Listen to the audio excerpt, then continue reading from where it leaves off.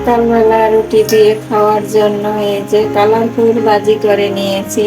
গাজর, পাতাকপি, আলু, মটরশুঁটি দিয়ে একটা ভাজি করে রেখেছি। তাহলে দেখা যাবে কি সকালে তাড়াতাড়ি হয়ে যাবে, ভাজির টেনশনটা থাকবে না, শুধুমাত্র রুটি আর চা করলে হয়ে যাবে।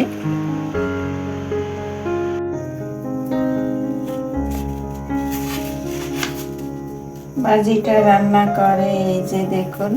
এখন আবার কি করতেছি, কিছু পেঁয়াজ ব্লেন্ডার করে ডিপে রেখে দিয়েছিলাম, এই তো সেট হয়ে গেছে। এখন কিউব করে কেটে নিতেছি। এতে করে আমার রমজান মাসে একটু কাজের সুবিধাই হবে।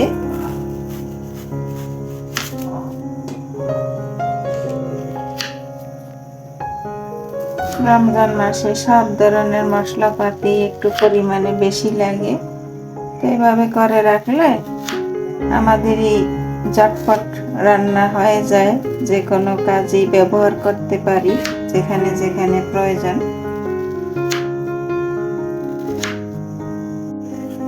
এই তো এখন বক্সে তুলে রেখে দেব, এতে করে কাজের সুবিধা হয়। চাইলে আপনারাও করে নিতে পারেন। আমার অনেক আপুরাই করে, তো এটা সবাই করে কম বেশি। তো রমজান মাস সেই জন্যই আমি করছি, তা নাহলে কিন্তু আমি সচরাচর করি না।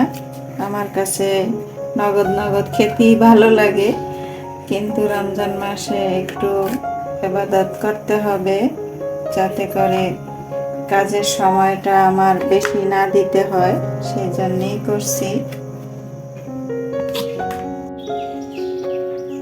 পাখির কিচিরমিচির ডাক সকালবেলা ভালোই লাগছে। আসসালামু আলাইকুম, কেমন আছেন আমার প্রিয় ভাই বোনেরা ও দিদিমণিরা? আশা রাখছি কাছে কিংবা দূরে, দেশ কিংবা দেশের বাহিরে, যে যেখানে আছেন না কেন, আল্লাহর অশেষ রহমতে সবাই ভালো আছেন এবং সুস্থ আছেন। আলহামদুলিল্লাহ, আমিও আমার পরিবারের সবাইকে নিয়ে ভালো আছি। তো এই তো আপনাদের মাঝে আবার হাজির হয়ে গেলাম নতুন দিনের নতুন একটা ভিডিও নিয়ে। আশা রাখতেছি আমার আজকের ভিডিওটিও আপনাদের কাছে ভালো লাগবে ইনশাআল্লাহ। তো আমার সাথে থাকুন আর দেখতে থাকুন। এই যে সকালবেলা অফ ক্যামেরায় চা নাস্তা করা হয়ে গেছে, আর এই তো এখন কাজে লেগে পড়েছি। এই যে সেদিন চিড়া এনেছিল, চিড়াগুলো কিন্তু আমি এমনিতেই রেখে দিয়েছি, কিন্তু এই যে পরিষ্কার করতে পারিনি। তো এখন সেই কাজটাই করে নিচ্ছি, কারণ চিড়াতে দেখা যায় অনেক ময়লা থাকে।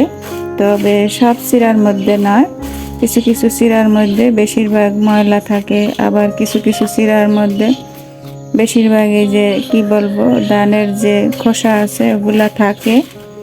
তো এটা থাকতেই পারে, যেহেতু এগুলা কেনা জিনিস, তো সেই জন্য আমরা একটু বেছে গুছে রাখতে হবে। তাহলে দেখা যায় কি ব্যবহারের সময় আর বাছাবাছি করতে হয় না, কাজটা আমাদের জন্য সহজই হয়ে যায়।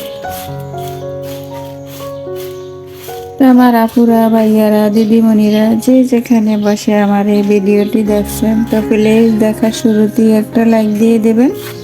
সবাই সবাইকে একটু সাপোর্ট করবেন, তাহলে আমরা সবাই একসাথে এগিয়ে যাব ইনশাআল্লাহ।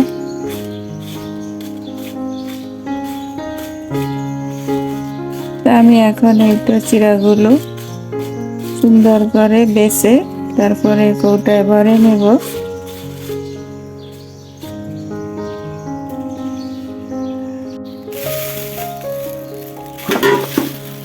চিড়াগুলো গুছিয়ে রেখেছি, আর এখন এই যে রাত্রেবেলা আপনাদের ভাইয়া শশা এনেছে।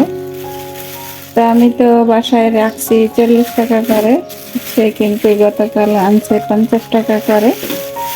তবে এই শশাগুলো ফ্রেশ একদম। তো আজকে মনে হয় আরো দাম বেড়ে যাবে।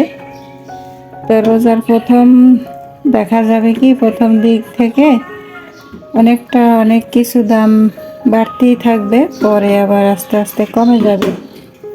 তো এইগুলো এখন অফ ক্যামেরায় রেখে দেব। এক এক বাসার এক এক সিস্টেম। এই যে এই বাসাটার বললাম না, 3টাই বেডরুম।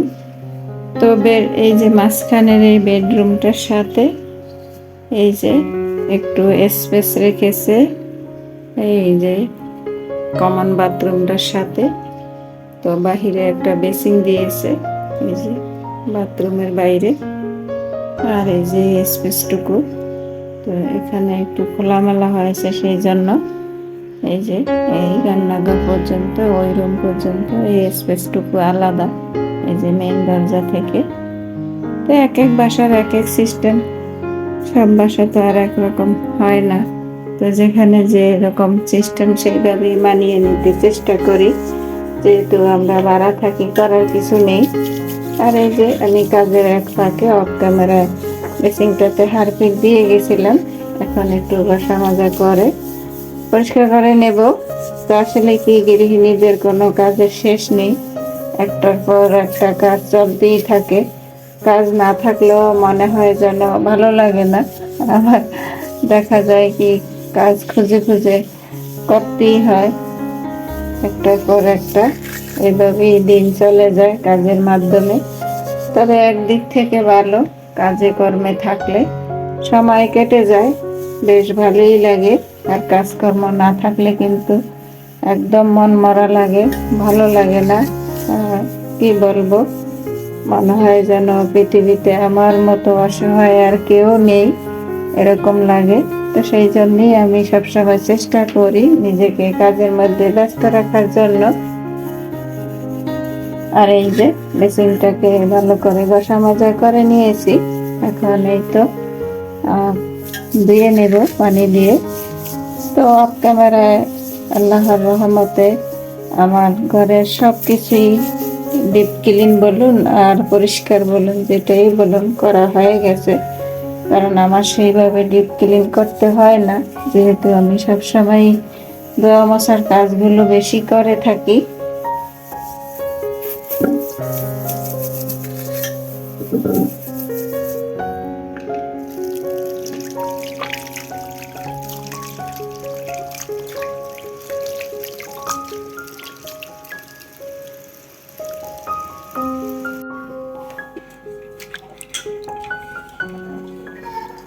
ঘন্টা খানেক আগে যে খেসারি আর মশারির ডাল ভিজিয়ে রেখেছিলাম, তো এখন হচ্ছে বিকেলবেলা। আজকে আর দুপুরের রান্না বান্না শেয়ার করছি না।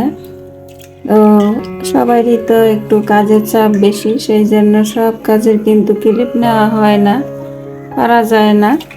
তো এই তো ডালগুলো এখন ভালো করে পরিষ্কার করে ধুয়ে নিয়েছি অফ ক্যামেরায়। আর এই যে শিলপাটা নিয়ে রেডি হয়েছি। তো খেসারি আর মশারি ডালের পেঁয়াজু বলেন আর বড়া বলেন, যেটাই বলেন না কেন, একসাথে মিক্স করে বানালে আমার মনে হয় বেশি একটু ভালো লাগে, একটু বেশি ভালো লাগে। তো আমরা তো এইরকম ছোটবেলায় অনেক খেয়েছি। শুধুমাত্র এই যে খেসারি ডালের পেঁয়াজুটাও খুব সুন্দর হয়, অনেক সুন্দর মুসমুসে হয়। আজকে আমি দুটো মিক্স করি এই পেঁয়াজু রেসিপিটা আপনাদের সাথে শেয়ার করব। এই তো এখন শিলপাটায় আমি আধা ভাঙ্গা করে নেব, কারণ পেঁয়াজুর ডাল একেবারে মিহি করলে কিন্তু মোটেও খেতে ভালো লাগে না। তাই তো আমি এখন ডালগুলো শিলপাটায় আধা ভাঙ্গা করে নিতেছি। এটা চাইলে আপনি ব্লেন্ডারও করে নিতে পারেন। তো আমার কেন জানি মনে হলো যে আমি আজকে শিলপাটায় করব, আমার কাছে ভালো লাগে এই যে শিলপাটায় আধা ভাঙ্গা করতে। ব্লেন্ডারে দিলে দেখা যায় একটা চাপ দিলেই হয়তো বা মিহি হয়ে যাবে, যেটা সত্যি কথা। যেহেতু ডালগুলো ভেজানো, তাই আমি শিলপাটা নিয়েই বসে পড়লাম। ডালগুলো এই যে দেখুন কিরকম আধা ভাঙ্গা ভেঙেছি। এই যে আমি একেবারে কাছ থেকেই দেখিয়ে দিচ্ছি। তো খেয়াল রাখবেন, ডালগুলো কিন্তু বেশি মিহি করা যাবে না, এরকম আধা ভাঙ্গা করে নিতে হবে। তো আর এই তো ডালের সাথে যা যা উপকরণ লাগবে সেগুলো আমি অফ ক্যামেরায় করে নিয়েছি। বেশ পরিমাণে পেঁয়াজ কুচি নিয়েছি কাঁচামরিচ কুচি, আর এই যে স্পেশাল বোম্বাই মরিচ কুচি অল্প একটু। এই মরিচটার গ্রান আছে কিন্তু ঝাল নেই, এই ধরনের বোম্বাই মরিচ ব্যবহার করবেন, তা না হলে কিন্তু খেতে পারবেন না। দেখা গেছে অনেক বোম্বাই মরিচের অতিরিক্ত ঝাল থাকে, গ্রান থাকে না। তো আমার মরিচটাই কিন্তু ঝাল নেই, গ্রান আছে। তো আমি এক এক করে সব উপকরণগুলো এখন দিয়ে দিচ্ছি। প্রথমেই দিয়ে দিলাম বোম্বাই মরিচ কুচি, তারপরে তো কাঁচা মরিচ কুচি, তারপরে ধনিয়া পাতা কুচি। তো এভাবে পেঁয়াজু বানালে একবারে অন্যরকম খেতে লাগে, টেস্ট একদম কি বলবো, মুখে লেগে থাকার মতো। এই তো দিয়ে দিচ্ছি সামান্য হলুদ গুঁড়ো কালারের জন্য, এটা না দিলেও সমস্যা নেই। আর দিয়ে দিচ্ছি স্বাদ অনুযায়ী লবণ। সবশেষে দিয়ে দেব পেঁয়াজ। এখানে আমি কোনো গুঁড়ো মশলা ব্যবহার করছি না।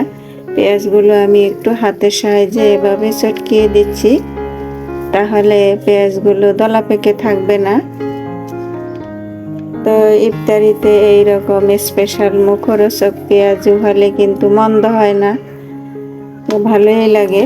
বিশেষ করে মুড়ি দিয়ে এই পেঁয়াজু খেতে অনেক টেস্ট লাগে। তো আমরা তো খেয়েছি, যারা খান নাই তারা একবার হলো এভাবে খেয়ে দেখবেন। আবার দেখা যায় কি এক একজনের বানানোর ধরন এক এক রকম, তাই বলে যে খাবার ভালো হবে না এমনটা কিন্তু না, এটা কিন্তু ভুল ধারণা। এক একজন এক এক রকম করে বানাতেই পারে। তা আমি যেভাবে বানাই সেভাবেই একটু শেয়ার করলাম। এখন এই তো আমি অফ ক্যামেরায় সব কিছু চটকিয়ে নেব। এই তো সব কিছু মাখামাখি করে একদম চুলায় চলে আসলাম। আর এই তো চুলায় একটা কড়াই বসিয়ে দিয়েছি, কিছুটা পরিমাণ তেল দিয়ে তেলটা গরম করে নিয়েছি। এখন এক এক করে পেঁয়াজগুলো ভেজে নেব। চুলাটা একটু কমিয়ে দিচ্ছি, তা না হলে তেলটা বেশি গরম হয়ে যাবে। তেলটা মিডিয়াম ভাবে গরম করে নিতে হবে, তা না হলে দেখা যায় পেঁয়াজগুলো দেওয়ার সাথে সাথে পুড়ে যাবে। তো বিসমিল্লাহ করে দিয়ে দিলাম।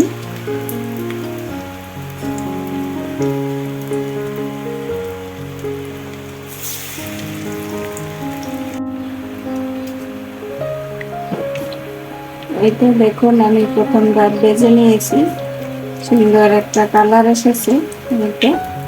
এইভাবে করে আমি সবগুলো পেঁয়াজ ভেজে নেব। এই যে দেখুন জমজম করছে। তো ঠান্ডা হলে আমি একটা ভেঙে দেখাবো, এখন তো প্রচুর গরম আছে। আর সবগুলো ভাজা হয়ে গেলে এই তো মাশাআল্লাহ আমার প্রায় ভাজা শেষ হয়ে গেছে, মাত্র এই দুটো পিস আছে। তো এখানে এই দুই পিস হতে থাক, আর আমি আমার আপু ভাইয়াদের কাছ থেকে বিদায় নিয়ে যাব আজকের মতো। এই যে দেখুন পেঁয়াজগুলো কতটা মুসমুসে হয়েছে, এই যে একদম মুসমুসে। আর কালারটা মাশাআল্লাহ কতটা সুন্দর হয়েছে, খেতে মাশাআল্লাহ অনেক টেস্ট হয়েছে। আমি আর আমার মেয়ে অফ ক্যামেরায় দুটো খেয়ে নিয়েছি। তো এভাবে আদা ভাঙ্গা করে পেঁয়াজু বানালে খুবই মজাদার হয়। তো আমার ভিডিওটি আজ এ পর্যন্তই, দেখা হবে আবার নতুন কোনো ভিডিওর মাধ্যমে। সেই পর্যন্ত সবাই ভালো থাকবেন, সুস্থ থাকবেন, নিরাপদে থাকবেন। আল্লাহ হাফেজ, আসসালামু আলাইকুম।